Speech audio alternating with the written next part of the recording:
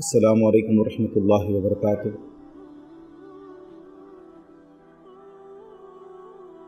अल्हम्दुलिल्लाहि रब्बिल आलमीन वल आक़िबतु लिल मुत्तक़ीन वस्सलातु वस्सलामु अला सय्यिदिल अंबियाइ वल मुरसलीन नबिय्यिना मुहम्मद व अला आलिहि व सहबिहि अजमईन, अम्मा बाद। फ़अऊज़ु बिल्लाहि मिनश शैतानिर रजीम, बिस्मिल्लाहिर रहमानिर रहीम। अलम यजिदक यतीमन फ़आवा। अज़ीज़ दोस्तों, बुज़ुर्गों ऐं भाइरों, अॼु जी हिन मजलिस में असां पंहिंजे प्यारे नबी जनाब मुहम्मद रसूलुल्लाह सल्लल्लाहु अलैहि वसल्लम जी सीरत तय्यबा मंझां पाण करीम सल्लल्लाहु अलैहि वसल्लम जे नंढपण जे बारे में गुफ्तगू कंदासीं। पाण करीम सल्लल्लाहु अलैहि वसल्लम जो नंढपण कहिड़े माहौल में गुज़रियो ऐं पाण करीम सल्लल्लाहु अलैहि वसल्लम जी परवरिश ऐं तरबियत कंहिं कंहिं कई। रसूलुल्लाह सल्लल्लाहु अलैहि वसल्लम जी परवरिश ऐं तरबियत जे हवाले सां असांखे कुझु नाला मिलनि था, जिन में सभ खां पहिरियों नालो रसूलुल्लाह सल्लल्लाहु अलैहि वसल्लम जे वालिद गिरामी जनाब अब्दुल्लाह बिन अब्दुल मुत्तलिब जो नालो आहे। जनाब अब्दुल मुत्तलिब जा सभ खां वधीक ख़ूबसूरत ऐं शरीफ़ुन नफ्स ऐं बाहया शख़्सियत जा मालिक हुया। सईदना मोहतरम अब्दुल्ला खे ज़बीह सानीअ जे नाले सां भी पुकारियो वञे थो।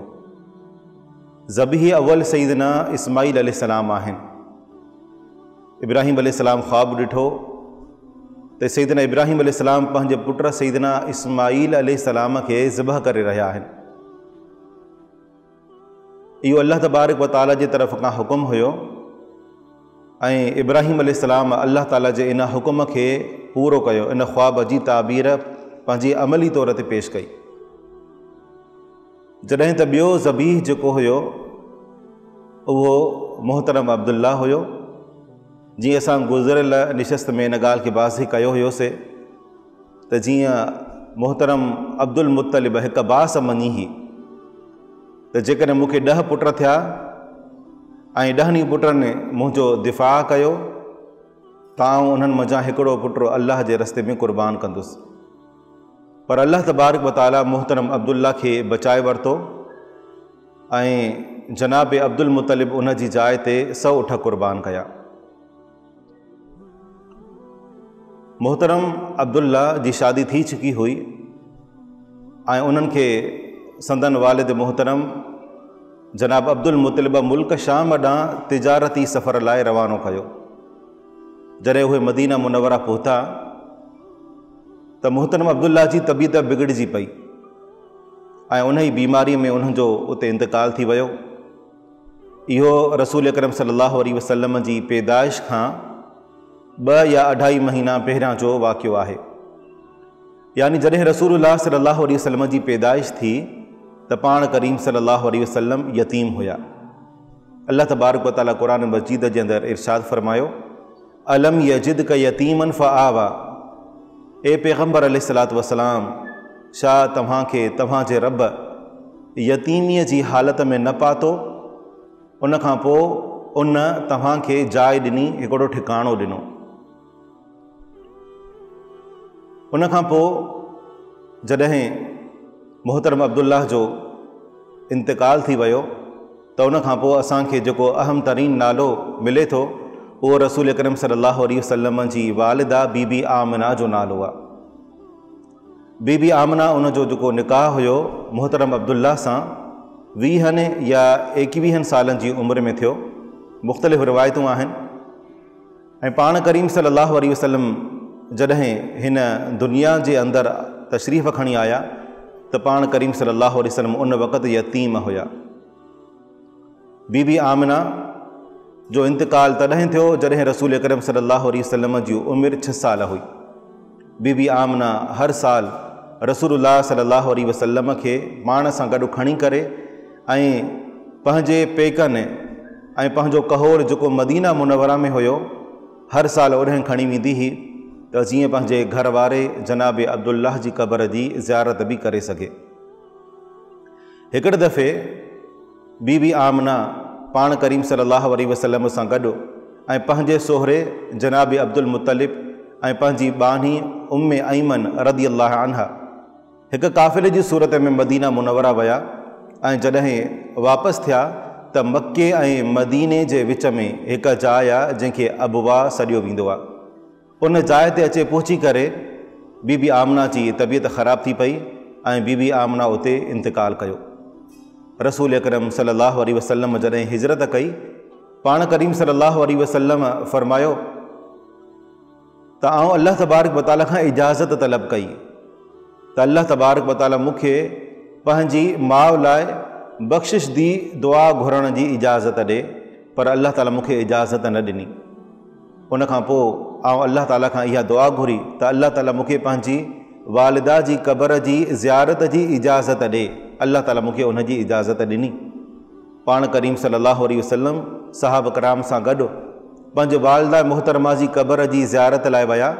सहाब कराम फरमाइनि था त रसूलुल्लाह सल्लल्लाहु अलैहि वसल्लम उते क़बर जे मथां एतिरो त रोना, एतिरा त लुड़क बहाया जो पाण करीम सल्लल्लाहु अलैहि वसल्लम जी जेका ॾाढ़ी मुबारक हुई उहा लुड़कनि सां आली थी वई।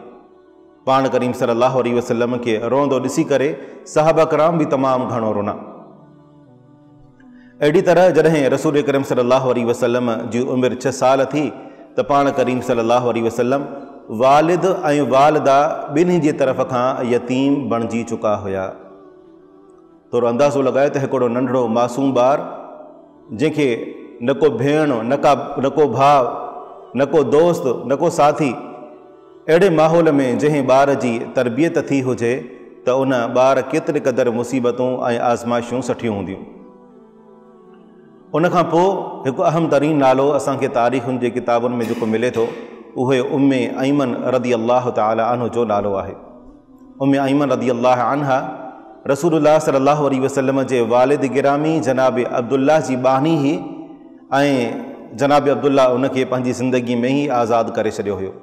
इहा हिकिड़ी अफ़रीकण ऐं हबशण औरत ही पाण करीम सल्लल्लाहु अलैहि वसल्लम जी विलादत खां पोइ उन रसूल करीम सल्लल्लाहु अलैहि वसल्लम खे पंहिंजी थञ बि प्यारी।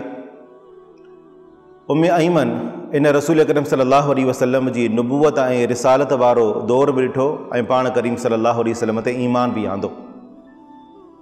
रसूल करीम सल्लल्लाहु अलैहि वसल्लम उम्मे अईमन रदी अल्लाह ताला अन्हा खे अहिड़ो मक़ाम ॾींदा हुआ जीअं को माण्हू पंहिंजे वालिदा खे मक़ाम ॾींदो आहे। तमामु घणो जो उनजो अदब ऐं एहतराम कंदा हुया। उम्मे अईमन रदी अल्लाह अन्हा जॾहिं रसूलुल्लाह सल्लल्लाहु अलैहि वसल्लम वटि ईंदी हुई त पाण करीम सल्लल्लाहु अलैहि वसल्लम उन जे एहतराम में चादर विछाए करे उनखे पंहिंजी जाइ ते ॿिहारींदा हुआ। उनजो हाल अहवाल उनजी ख़ैर ख़ैरियत मालूम कंदा हुया। उन जी का ज़रूरत हूंदी हुई त उन ज़रूरत खे पूरो कंदा हुआ। ऐं पाण करीम सल्लल्लाहु अलैहि वसल्लम जो इहो फ़रमान बि असांखे मिले थो त रसूल करीम सल्लल्लाहु अलैहि वसल्लम फरमायो त उम्मे अईमन इहा मुंहिंजे लाइ मुंहिंजी वालिदा वांगुरु आहे। ऐं पाण करीम सल्लल्लाहु अलैहि वसल्लम ख़िदमत जो हक़ अदा करे छॾियो। सही बुख़ारी सही मुस्लिम जी रिवायत आहे, सैयदना अनस रदी अल्लाह अन्हु फरमाइनि था त जॾहिं रसूल अकरम सल्लल्लाहु अलैहि वसल्लम जो इंतकाल थी वियो, सैयदना अबू बकर सिद्दीक़ रदी अल्लाह अन्हु सैयदना उमर फारूक रज़ी अल्लाह अन्हु खे चयो त अॼु हली करे उम्मे अईमन रदी अल्लाह अन्हा उन वटि वञी करे मिली था अचूं, जीअं रसूल करीम सल्लल्लाहु अलैहि वसल्लम उन्हनि सां मिलण लाइ वेंदा हुआ, उन जी ज़ियारत कंदा हुआ, उन्हनि जो हाल अहवाल दरियाफ़्त कंदा हुआ। जॾहिं इहे ॿई सहाबी उम्मे अईमन रज़ी अल्लाह अन्हा वटि पहुता त उम्मे अईमन रज़ी अल्लाह अन्हा ॿिन्ही सहाबियुनि खे ॾिसी करे रोई ॾिनो। अबू बकर सिद्दीक़ रज़ी अल्लाह अन्हु, उमर फारूक रज़ी अल्लाह अन्हु उम्मे अईमन रज़ी अल्लाह अन्हा खे दिलासो ॾींदे चयो त छा तोखे ख़बर न आहे त अल्लाह ताला वटि पंहिंजे नबीअ लाइ जेको कुझु आहे उहो हिन दुनिया खां वधीक बहितर आहे। यानी पैगम्बर अलैहिस्सलातु वस्सलाम हिन दुनिया में जेतिरो ख़ुशि हुया हींअर अल्लाह ताला वटि पहुची करे इन खां वधीक ख़ुशि आहिनि। इन ते उम्मे अईमन रज़ी अल्लाह अन्हा जवाबु ॾिनो त आउं इन ॻाल्हि ते न रोई रही आहियां त मूंखे ख़बर नाहे त जेको कुझु अल्लाह ताला वटि आहे उहो पैगम्बर अलैहिस्सलातु वस्सलाम लाइ हिन दुनिया खां वधीक बहितर आहे।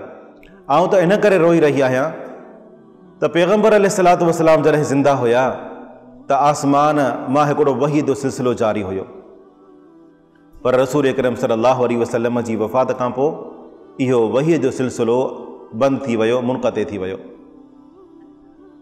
उम्मे अईमन रज़ी अल्लाह तआला अन्हा खे अल्लाह ताला इहा सआदत बख़्शी त उन्हनि इस्लाम आंदो ऐं पैगम्बर अलैहिस्सलातु वस्सलाम जी वफ़ात खां बाद बि कई साल जेरी रहियूं। अहिड़ी तरह रसूल अकरम सल्लल्लाहु अलैहि वसल्लम जी परवरिश में जिन शख़्सियतुनि हिस्सो वरितो उन में अहम तरीन नालो बीबी हलीमा सादिया रज़ी अल्लाह तआला अन्हा जो बि नालो आहे। हलीमा सादिया कबीला बनु साद सां उनजो तालुक़ु हुयो ऐं हींअर जेको ताइफ़ जो इलाइक़ो आहे मक्का मुकरमा जे वेझो, उन ताइफ़ जे इलाइक़े जे वेझो कबीला बनु साद इहो आबाद हुयो। अरब जो दस्तूर हुयो त अरब पंहिंजी औलाद जी तरबियत ऐं उनजी परवरिश लाइ उन्हनि खे पंहिंजे शहरनि मां कढी करे ॻोठनि ॾांहुं रवानो कंदा हुया। इन जे पुठियां ॿ मक़सद हूंदा हुया।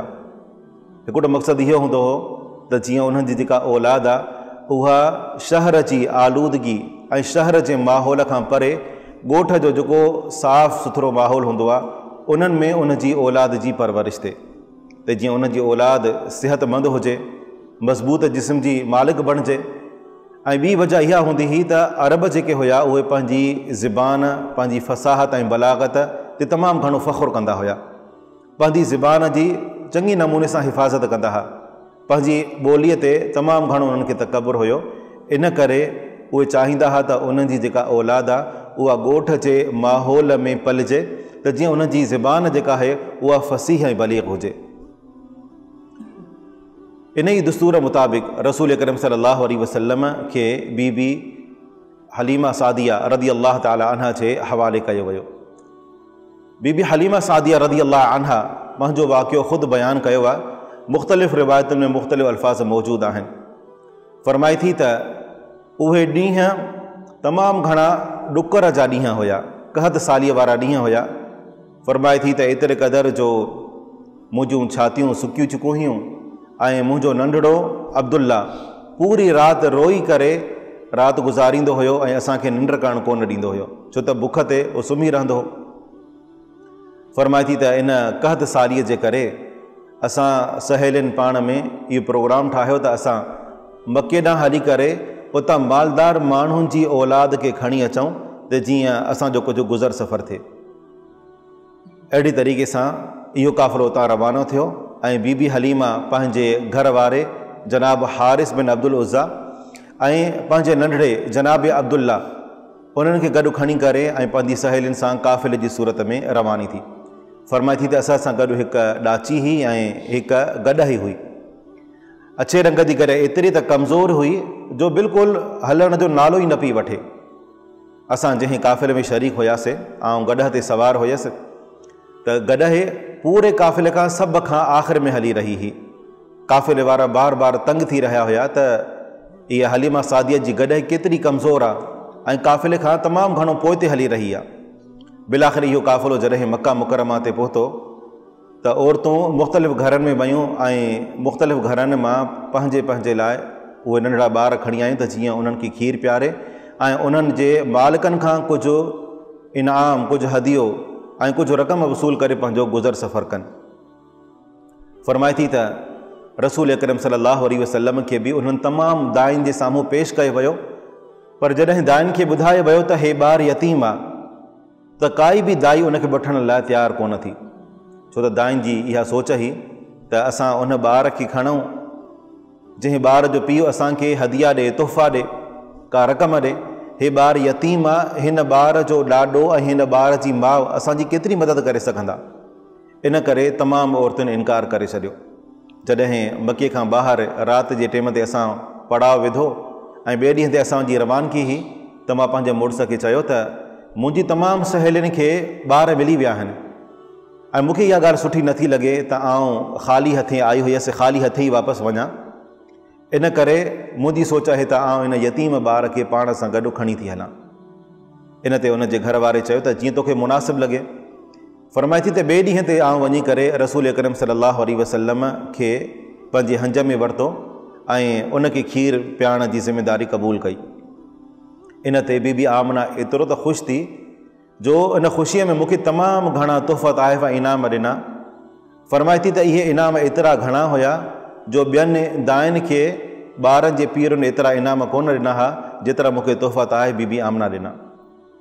फरमाए थी त उनखां पोइ जॾहिं असांजो काफ़िलो हलणु शुरू थी वियो त आउं पंहिंजी छातीअ सां रसूल अकरम सल्लल्लाहु अलैहि वसल्लम खे लॻायो त जीअं आउं हिन ॿार खे थञ पियारियां।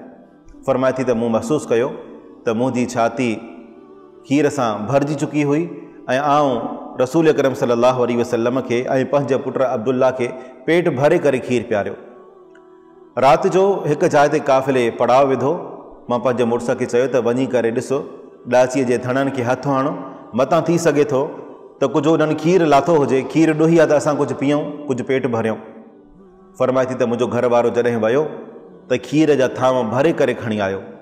असां सभिनी पेट भरे करे पीतोसीं ऐं असांखे महसूसु थियो ऐं मुंहिंजो घर वारो चवणु लॻो त तूं को इंतिहाई पाकीज़ा रूह खणी आई आहे ऐं हिन ॿार जे अंदरि तमामु घणी बरकत आहे। इहो कबीलो जॾहिं पंहिंजे घर वरिते पहुतो त उनखां पोइ हलीमा सादिया रज़ियल्लाहु अन्हा जो बयानु आहे त असांखे रसूल अकरम सल्लल्लाहु अलैहि वसल्लम जूं तमामु घणियूं बरकतूं नज़र आयूं। पाण करीम सल्लल्लाहु अलैहि वसल्लम जी अचण जी बरकत जे करे फरमाए थी त उते कहत साली ही ऐं माण्हुनि जूं बकरियूं सॼो ॾींहुं चरी करे वापसि ईंदियूं हुयूं, पर उन्हनि जे थणनि में हिकु ठिंभ बि खीर न हूंदी। फरमाए थी त जंहिं जाइ ते मुंहिंजूं बकरियूं वेंदियूं हुयूं त फरमाए थी त पेट भरे करे खाई अचनि ऐं उनखां पोइ उन्हनि जा जेके थण हुजनि खीर सां भरियल हुजनि। माण्हू इन बकरियुनि खे ॾिसी करे पंहिंजे धनारनि खे चवंदा निभागऊ उते वेंदा कयो जिते हलीमा सादिया जा जेके धनार आहिनि वञी करे बकरियूं चाराइनि था। फरमाइनि त उनजे बावजूद बि उन्हनि जी बकरियुनि जे थणनि में खीर न हूंदो हुयो, पर अल्लाह ताला असांजे मथां पंहिंजी रहमत जा दरवाज़ा खोले छॾिया। असां वटि पाणी, गाहु ऐं खीर वाफ़िर मक़दार में हूंदो हुयो। अहिड़े तरीक़े सां 6 महीननि जे वक़फ़े खां पोइ बीबी हलीमा सादिया रसूलुल्लाह सल्लल्लाहु अलैहि वसल्लम खे खणी करे पंहिंजी वालदा सां वञी करे मिलाई ईंदी। फरमाए थी त जॾहिं 2 साल जो अरसो गुज़री वियो त आउं मजबूर थी करे पैगम्बर अलैहिस्सलातु वस्सलाम खे उन जी वालदा वटि खणी वियसि। ऐं इहो चयो त मूंखे लॻे थो त मके जे अंदरि जेके शहर जूं बीमारियूं हूंदियूं आहिनि उहे पखिड़िजी वियूं आहिनि ऐं हे ॿारु जेको माशाअल्लाह तमामु घणो सिहतमंद आहे। ईअं न थिए त हिन ॿार जे मथां मके जूं वबाऊं ॿीहर हमिलो कनि, इन करे कुझु अरसो वधीक हिन ॿार खे मूं वटि रहणु ॾियो। बीबी हलीमा सादिया जो बयानु आहे त आउं न पई चाहियसि त हे ॿार ऐं इन जे करे जेके बरकतूं मूंखे मिलियूं आहिनि इहे मूंखां खसिजी वञनि। बीबी आमना खे इलाज़ करे मां रसूल करीम सल्लल्लाहु अलैहि वसल्लम खे हिकु दफ़ो ॿीहर पाण वटि खणी अचण में कामयाबु थी वियसि। फरमाए थी त उनखां पोइ हिकु अहिड़ो वाक़ियो पेश आयो जो मूंखे रसूल अकरम सल्लल्लाहु अलैहि वसल्लम खे मजबूरन पंहिंजे घर वारनि जे हवाले करिणो पइजी वियो। वाक़ियो इहो पेश आयो त रसूल अकरम सल्लल्लाहु अलैहि वसल्लम जो जेको खीर शरीक भाउ बीबी हलीमा सादिया जो पुटु अब्दुल्ला हुयो, इहो ऐं रसूल अकरम सल्लल्लाहु अलैहि वसल्लम नंढा ॿार बकरियूं चारण लाइ निकिता त उन्हनि ॾिठो त 3 माण्हू हुया जिन खे अच्छा कपिड़ा पातल हुआ ऐं उन्हनि 3 माण्हुनि अचे करे रसूल करीम सल्लल्लाहु अलैहि वसल्लम जे मथां बीठा। फरमाए थी त उन मां हिकु माण्हूअ रसूल करीम सल्लल्लाहु अलैहि वसल्लम खे ज़मीन ते लेटायो, पाण करीम सल्लल्लाहु अलैहि वसल्लम जे सीने मुबारक खे चेक चाक कयो। पाण करीम सल्लल्लाहु अलैहि वसल्लम सीने खे चीरियो ऐं सीने मां दिलि खे ॿाहिरि कढी करे ऐं दिलि जे हिसे खे जेको उन में काराण जो शैतानी हिसो हुयो उन हिसे खे उन अलॻि कयो। उन खां पोइ ॿिए खे चयो त जेको तो वटि ज़मज़म जो थाल जे अंदरि पाणी आहे उन में हिन दिलि खे धोई करे ॾे। उन दिलि खे धोई करे ऐं ॿीहर पाण करीम सल्लल्लाहु अलैहि वसल्लम जे सीने में उन दिलि खे विधो ऐं उन खां पोइ हथु फेरियो त सीनो पहिरियां वांगुरु ई थी वियो। जनाबे अब्दुल्ला जॾहिं इहो मंज़रु ॾिठो त डोड़ंदो पंहिंजी माउ बीबी हलीमा सादिया वटि वियो ऐं अचे करे चयो त कुझु माण्हू ने रसूलुल्लाह सल्लल्लाहु अलैहि वसल्लम खे क़त्ल करे छॾियो आहे। बीबी हलीमा डोड़ंदी रसूल अकरम सल्लल्लाहु अलैहि वसल्लम वटि आई ऐं जॾहिं ॾिठो त पाण करीम सल्लल्लाहु अलैहि वसल्लम बिल्कुलु सही सालम आहिनि, पर पाण करीम सल्लल्लाहु अलैहि वसल्लम जो रंग मुबारक उॾियल हुयो। इन वाक़े खे शक़ सदर जो वाक़ियो सॾियो वञे थो। पाण करीम सल्लल्लाहु अलैहि वसल्लम जे सीने खे फ़रिश्तनि ॿ दफ़ा चाक करे ऐं पाण करीम सल्लल्लाहु अलैहि वसल्लम जे दिलि मुबारक खे धोतो हुयो।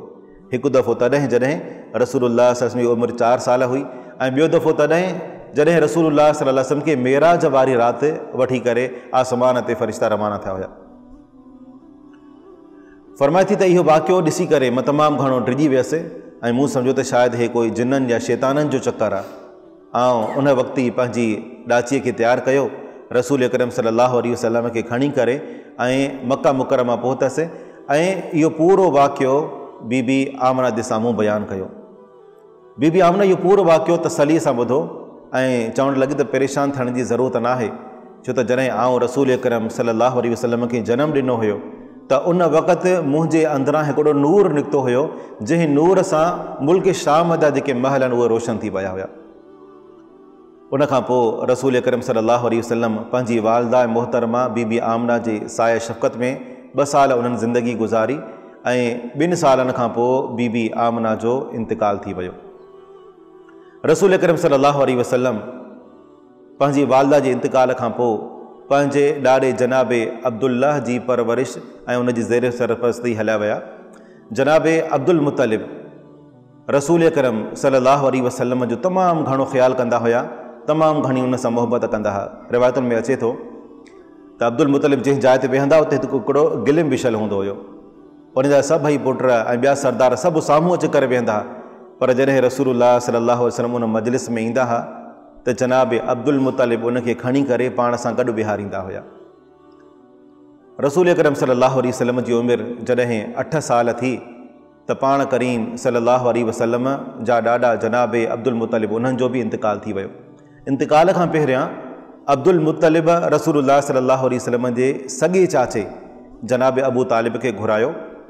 सॻो चाचो इन करे जो जनाब अब्दुल मुतलिब जूं कई शादियूं हुयूं ऐं हर शादीअ मां उन जा मुख़्तलिफ़ ॿार हुया, 10 पुट हुया, पर जनाब अब्दुल्ला ऐं जनाब अबू तालिब इहे 2 सॻा भाइर हुया, हिकिड़ी मां मां हुया।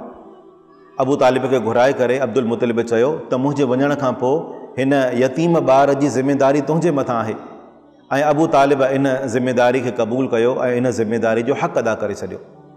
पाण करीम सल्लल्लाहु अलैहि वसल्लम जो पूरी ज़िंदगी दिफ़ा कंदा रहिया, पाण करीम सल्लल्लाहु अलैहि वसल्लम जो हमेशह साथ निभाईंदा रहिया, एतिरे क़दुरु जो रसूलुल्लाह सल्लल्लाहु अलैहि वसल्लम खे जॾहिं नबूवत मिली त बि पाण करीम सल्लल्लाहु अलैहि वसल्लम जो साथ न छॾियऊं। रसूलुल्लाह सल्लल्लाहु अलैहि वसल्लम खां पुछा कयो वियो त अबू तालिब तव्हांजो एतिरो साथ ॾिनो, तव्हांजी एतिरी मदद कई, छा तव्हांजे ज़रिए सां अबू तालिब खे कुझु फ़ाइदो पहुचंदो? छो त अबू तालिब जो इंतिकाल जेको थियो हुयो उहो कुफ़र जी हालत में थियो। रसूल अकरम सल्लल्लाहु अलैहि वसल्लम फरमायो त जेकॾहिं आउं न हुजां हुयां त अबू तालिब खे जहन्नम जे सभ खां हेठे तबिके में जहन्नम जे तरे जे अंदरि विधो वञे हा। पर अबू तालिब जेका मूंसां महिनत कई ऐं जेको मूंसां साथ ॾिनो, इन जे करे अल्लाह ताला इनखे बदिलो इहो ॾींदो त क़यामत जे ॾींहुं जॾहिं इनखे जहन्नम में विधो वेंदो त इनखे जहन्नम जी जुती पाराई वेंदी। जहन्नम जी जुतीअ जूं 2 कहियूं जेके हूंदियूं उहे उनखे साड़ींदियूं रहंदियूं। फरमाया त उनजे करे उनजो दिमाग़ु देगड़ीअ वांगुरु टच कंदो रहंदो। इहा उन जे लाइ अज़ाब जदर तख़फ़ीफ़ हूंदी। बाक़ी इन खां अलावा छो त उनजो इंतिकाल कुफ़र जी हालत में थियो, इन करे फरमायो त आउं इनखे इन खां वधीक ॿियो कोई बि फ़ाइदो पहुचाए कोन सघंदुसि। जनाब अबू तालिब जॾहिं रसूल अकरम सल्लल्लाहु अलैहि वसल्लम खे पंहिंजी परवरिश में वरितो त उन वक़्तु बि तमामु घणा वाक़िया पेश आया जिन मां अबू तालिब खे बि इहा ॻाल्हि मालूम थी त रसूल अकरम सल्लल्लाहु अलैहि वसल्लम जी शख़्सियत का मामूली शख़्सियत न आहिनि। पैगम्बर अलैहिस्सलातु वस्सलाम जो तमामु वॾो मक़ाम ऐं मर्तबो आहे। पाण करीम सल्लल्लाहु अलैहि वसल्लम जॾहिं इन नंढपण वारी ज़िंदगीअ मां निकिरी करे ॿाराणी ज़िंदगीअ में क़दम रखियो त उनखां पोइ कुझु वाक़ियात पेश आया जंहिंखे इंशाअल्लाह असां अॻिली लिस्ट में बयानु कंदासीं। अल्लाह रब्बुल आलमीन खां दुआ आहे त रब्बुल आलमीन असांखे प्यारे नबी जनाब मुहम्मद रसूलुल्लाह सल्लल्लाहु अलैहि वसल्लम जी मोहब्बत ऐं प्यारे नबी जनाब मुहम्मद रसूलुल्लाह सल्लल्लाहु अलैहि वसल्लम जी इताअत करण जी तौफ़ीक़ अता फ़रमाए। व आख़िरु दावाना अनिल हम्दुलिल्लाहि रब्बिल आलमीन।